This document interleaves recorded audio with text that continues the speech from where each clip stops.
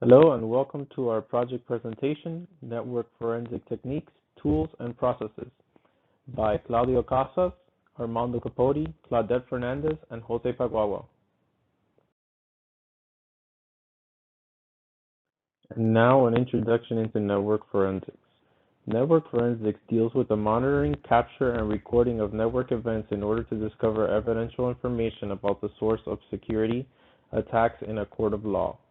There are a diversity of instruments and methods available to conduct network forensics. The relevance and importance with regards to security is of the highest importance with the fast-growing pace of technology and growing amount of devices connected to the Internet. The importance of forensic tools that are highly used in preventing attacks and tracing down criminals, along with being able to perform diagnostics of the network. The idea behind network forensics is that anytime an intrusion is detected on a network forensic analyst would be able to trace the source of the attack in order to mitigate the threat and defend against future threats.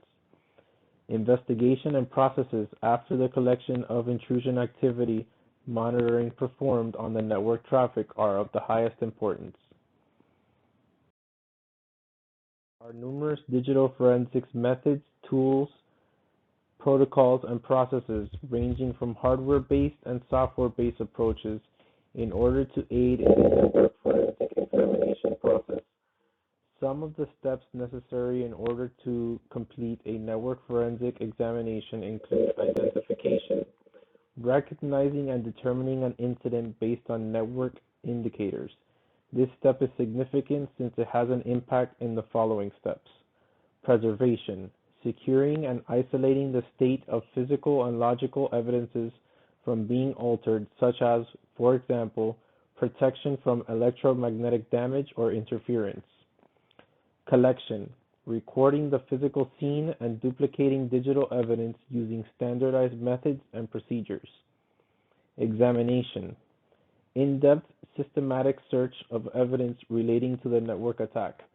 This focuses on identifying and discovering potential evidence and building detailed documentation for analysis. Analysis.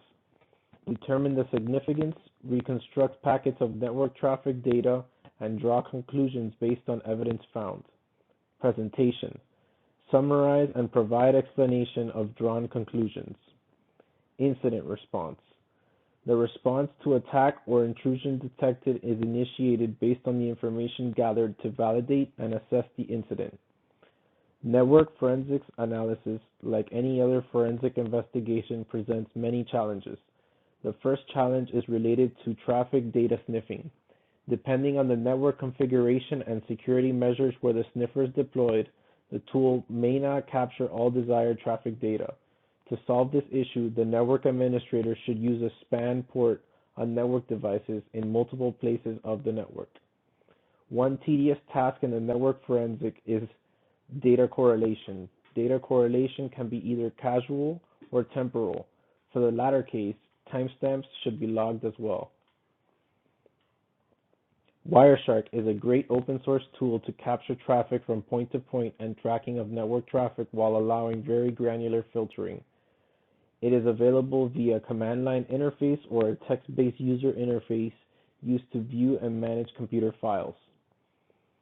Encryption and decryption processes for hidden information, including tools such as PasswordKit Business, PasswordKit Forensic, Forensics Disk Decryptor, and Elcom Password Recovery Bundle are all available in order to provide encryption.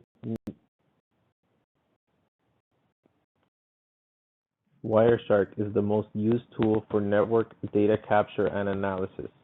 This tool has a very user-friendly GUI interface that comes pre-installed in Kali Linux and can be downloaded for Windows, Macintosh, and other Unix systems. To capture the network traffic in the network using Wireshark is a very simple process. The user only needs to select which of the network interface cards in the computer he or she wants to use in order to analyze the data, for example, the Ethernet port. Then the user clicks the Start button and starts capturing network traffic. As we click through the captured connections, we can see at the bottom of the screen the hexadecimal values of the EXIF information of the highlighted connection. Using specific commands with Wireshark, as we are going to discuss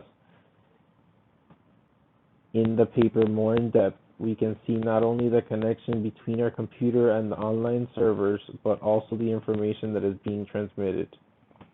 Wireshark proves to be very important in the process of analyzing network traffic, as very specific filters for different services and destination and source addresses can be set in order to pinpoint specific traffic needed in order to provide the evidence necessary for certain investigations and research. The importance of digital forensics is vastly important, especially in a criminal investigation scope. Some of the functions of network forensic analysis tools are network traffic capturing and analysis, evaluation of network performance, detection of anomalies and misuse of resources, determination of network protocols in use, aggregating data from multiple sources, security investigations and incident response, and protection of intellectual property. The main goal of computer forensics is to identify, collect, preserve, and analyze data, to preserve the integrity of the evidence collected so it can be used effectively in a legal case or for future changes or upgrades. Data recovery in the process of acquiring and retrieving data from a digital source on a network. Digital forensics classifiers. Computer forensics, the identification, preservation, collection, analysis, and reporting on evidence found on computers, laptops, and storage media in support of investigations and legal proceedings. Network forensics, the monitoring, capture, storing, and analysis of network activities or events in order to discover the source of security attacks, intrusions, and other problem incidents, i.e. worms, viruses, or malware attacks, abnormal network traffic, and security breaches. Mobile device forensics, the recovery of electronic evidence from mobile phones, smartphones, SIM cards, PDAs, GPS devices, tablets, and game consoles. Digital image forensics, the extraction and analysis of digitally acquired photographic images to validate their authenticity by recovering the metadata of the image file to ascertain its history. Digital video audio forensics, the collection, analysis, and evaluation of sound and video recordings. The science is establishment of authenticity as to whether a recording is original and whether it has been tampered with, either maliciously or accidentally. Memory forensics, the recovery of evidence from the RAM of a running computer, also called live acquisition. Network analysis types. There are two network analysis types, these being router-based analysis and remote-based analysis. Router-based analysis. A NetFlow-based WAN analysis tool records the source, size, destination IP address of a network packet, whereas deep packet inspection tools for WAN analysis extract metadata from the network packets to provide administrators with who, where, when, what, and why information. Remote-based analysis. Remote network monitoring devices, often called monitors or probes, are instruments that exist for the purpose of managing a network. Often these remote probes are standalone devices and devote significant internal resources for the sole purpose of managing a network.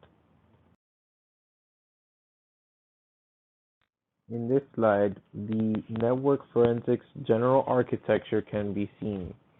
Generally, there are two systems or main systems used in order to collect network data and traffic.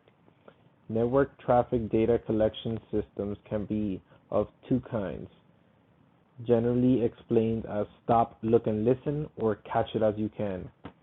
Catch it as you can is where all packets are sent through a traffic point where they are stored in a database. After that, analysis is performed on stored data.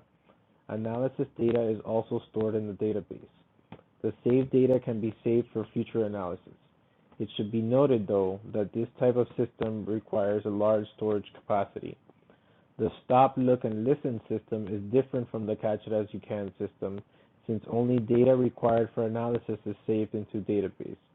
The incoming traffic is filtered and analyzed in real time in memory, which means this system requires less storage but a much faster processor. While the two systems require generous storage capacity, privacy concerns with the catch-it-as-you-can system should be weighed and considered. User data is also captured using this system. However, ISPs are forbidden from intercepting or disclosing content without user permission. Behavioral analysis can prove to be very effective when used against malware attacks in order to provide accurate network forensics. Most antivirus systems today use signature-based detection in order to identify given binaries as malware. Malware authors adapting to this with anti-forensic tooling have led to the use of behavioral and heuristic analysis in order to detect and classify malware types. It is possible to identify malware types exclusively from analyzing the network behavioral patterns that these malware engage in. There are also existing models for using other behavioral indicators, such as API interaction patterns, to classify malware types. However, as most malware needs to utilize networked communication in order to operate effectively, network data extraction is a rich data source with regards to identifying malware types. For this, the following steps are used. Digital forensic readiness is when we prepare the digital evidence. Incident, data collection, data examination, data analysis, and findings reporting.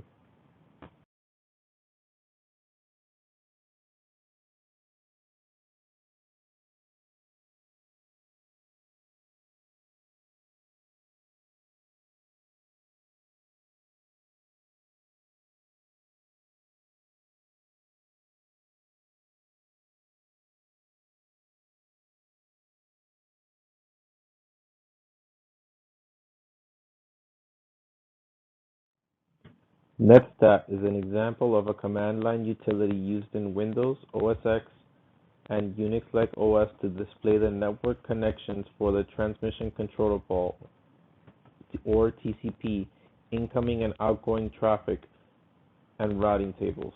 The most used command is netstat-a, which displays all connections and listening ports. Another use conclusion and the end. Please let us know if you have any questions.